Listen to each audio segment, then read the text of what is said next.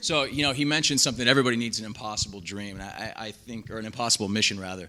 And I think that that's an incredible way of putting things. My impossible mission took place last January.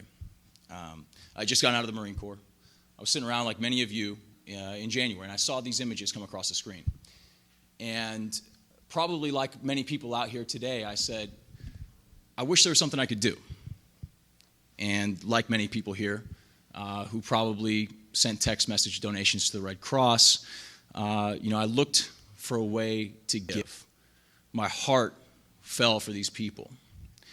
And I wanted to act.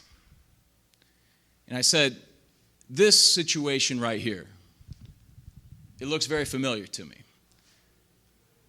And the reason it looks familiar to me is because I'd pretty much been there. I was a Marine Scout sniper. Went to Iraq. I went to Afghanistan. That's me in the Helmand Valley, Sangin province. And I saw what was going on in Port-au-Prince. And I said, I think maybe I can do something there. I looked to my girlfriend, and I had this crazy look in my eye, and she'd only seen it one time before when I was thinking about going back to Afghanistan. And I said, I think maybe I should help, but I'll sleep on it. The next day, I saw images like this. Apologize, again, I made this here for the grainy image. And I said, I got to go. Because the world was pouring out their heart for the people of Haiti. But unfortunately, the world lacked, the organizations that were responding lacked the resources, they lacked the know-how in how to operate in that chaotic environment that people saw in Port-au-Prince. An environment that was void of security, an environment that was unimaginable chaos. And I said, this is what I can do. I can go down there and I can help. Unfortunately, my offers of help went unanswered. I called a number of organizations, and I was turned away left and right.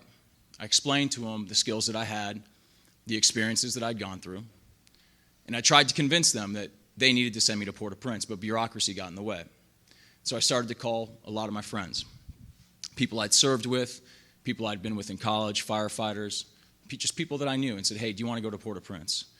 And 8 of us got together, and we ended up in Port-au-Prince, providing medical triage services all across the city, in the slums that nobody else would go to, in the refugee camps that nobody wanted to touch, because it was dangerous, because there were no supplies. There was no way to get there. And through this experience, the organization that I do all my work with now, Team Rubicon, was born.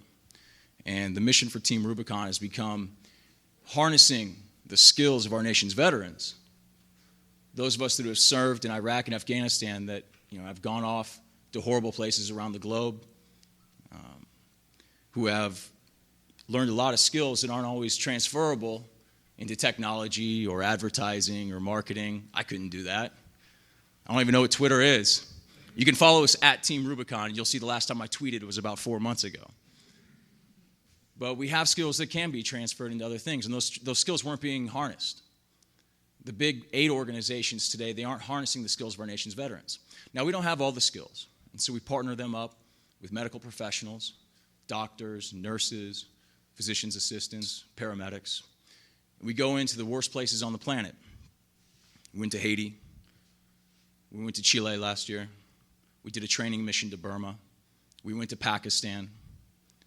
Imagine the therapy that a U.S. military veteran gets going back to the Middle East without guns, without bullets, no bombs, just a backpack, some medicine, some gauze. Goes back to a region of the world where as soon as he walks in with his white face, he gets stared at. People might not like his presence, okay? But he's there to help. And eventually he wins their hearts and minds over.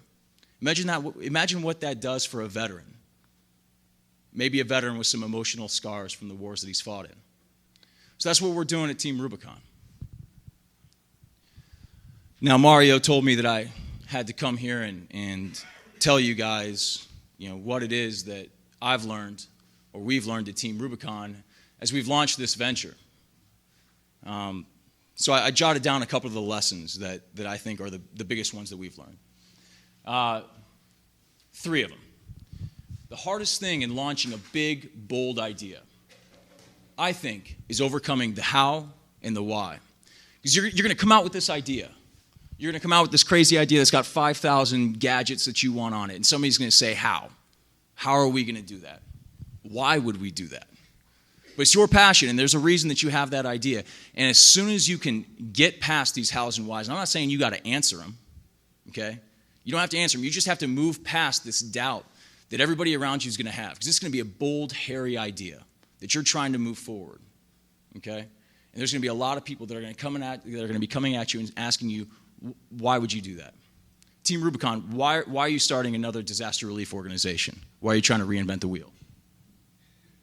And they don't get it. They don't get that what we're doing is different, that what we're doing is harnessing, the skills of our nation's veterans, and we're applying them to disaster relief. Well, how are you going to do it, Team Rubicon? How are you going to get to Port-au-Prince? The airport's locked down.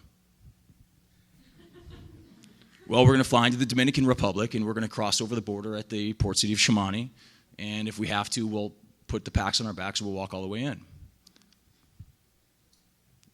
Interesting, okay. So that's what we did. Now, going along with that, for every believer, there's going to be a critic. And it never fails. It never fails. And it's really hard to be criticized. I mean, we have a lot of advertising and marketing people. I can't think of another industry that probably gets more brutally criticized than, advertisers and marketers. These campaigns get rolled out, and it's either it's sink or swim, right? And dealing with that criticism is really hard. It really is. And for every single person that's going to sing your praise, there's going to be someone that is a huge detractor. We had Michelle Obama singing our praises at the Clinton Global Initiative last year, talking about Team Rubicon.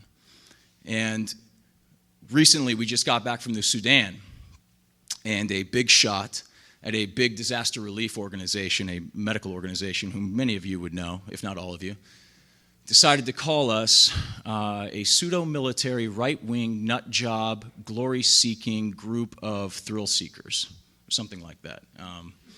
But I think all of those adjectives were in there. Maybe I have them out of order. And that was interesting. That was interesting. But it's going to come with success. And that's going to kind of lead me into my last lesson, is people are going to gravitate towards success. You're going to have your success because you've gotten past 1 and 2. And you're going to have people that are flocking to you now. They want to hitch their wagon to your horse, okay? And they want to ride you, all right? They want to ride you to the riches they see you going to, all right? And these people are going to come from every corner, all right? Some of them good, some of them bad. But you got to be really careful who you're getting in bed with, okay? Because all of these people, they weren't with you. They were the ones asking the why and the how, okay? They might have been a critic at one point, and that doesn't close them off from joining the team. But you got to be careful. So that leads me to the rules. These are my rules. These aren't Team Rubicon's rules. This is how I try to lead. This is how I try to live my life. The first one is something that I came across in the military. Actually, I believe at sniper school. When you have 70% of the solution, you have 70% consensus, you move forward. Now, that kind of goes along with the saying that a lot of people like to throw around. You got to avoid the analysis paralysis. Right? You have too many people that are trying to get the perfect solution on the first iteration instead of getting that simple idea out there and continually improving it. All right? And I think that's really, really important for young organizations to move quickly, okay?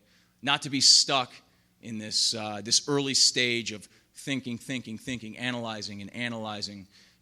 When you do that, you don't move. You don't grow, okay?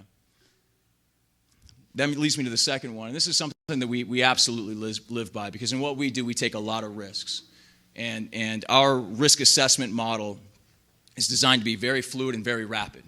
And I think that this has a lot of carryover into a lot of the industries that are represented here tonight, all right? There's going to be a lot of risk in any new business venture that you want to start. Leaving your job at American Express, going and just deciding to live on the lam for a little bit, looking for that next job. You got to analyze the risks that are involved with all of that, all right? You got to analyze them. You got to mitigate them. You got to have that money in your bank account. And finally, you got to accept it. You got to take that plunge. You got to step away from the job. You got to enter that that bold, scary, dark world where you don't know what's coming next, and that's a continual process. All right, you never have to get, or you can never allow yourself to get out of that loop of constantly analyzing, mitigating, and accepting risk. Okay, you're never going to get rid of all the risk. You just got to accept it and press on.